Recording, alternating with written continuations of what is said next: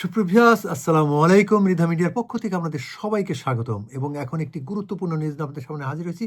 আর সেটা হচ্ছে Islamic finance.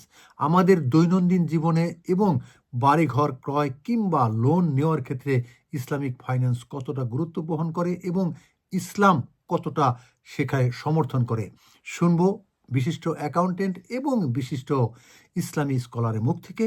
শুনুন তাদের মুখ থেকে আসলে ইসলামিক ফাইন্যান্স আমাদের দৈনন্দিন জীবনে কতটা গুরুত্বপূর্ণ।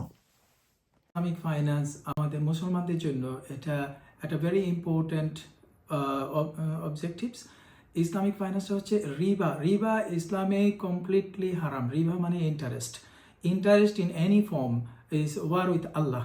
সো দেয়ারফর আমরা যে যখনই আমাদের হালাল যদি ইনকাম যদি হালাল না হয় তাহলে আমাদের সব কিছুই হারাম হয়ে যাচ্ছে, যে কারণে আমরা ইন্টারেস্ট থেকে দূরে থাকার আমরা চেষ্টা করব। এখন এটার জন্য যে লটস অফ ইসলামিক ফাইন্যান্স চলে আসতেছে এবং এটা মাত্র ইসলামিক ফাইন্যান্স অত পুরাতন না, মাত্র 10-15 বছর এটা স্টার্ট হয়েছে মালয়েশিয়া থেকে। এবং এটার যে তোরে এখন ইউকেতে ব্রিটেনে অনেকগুলা অর্গানাইজেশন ইসলামিক ফাইন্যান্স দিয়ে যাচ্ছে।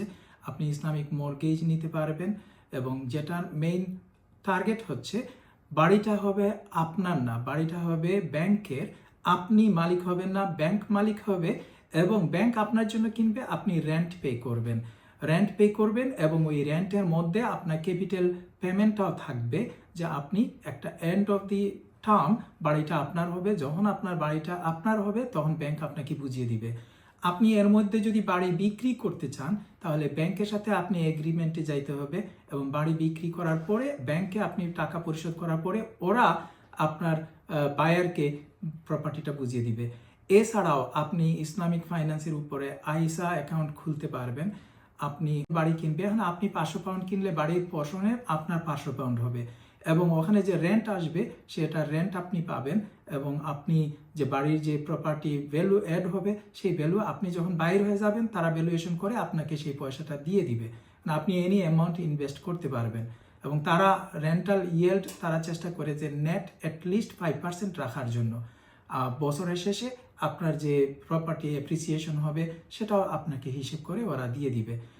এখন আপনি প্রপার্টি ইসলামিক ফাইন্যান্সের উপরে আপনি যখন ইনভেস্টমেন্ট করতে যাবেন এই ধরনের একটা ইনভেস্টমেন্ট অপশন আছে। ইসলামিক আইসা অ্যাকাউন্ট আপনি খুলতে পারবেন।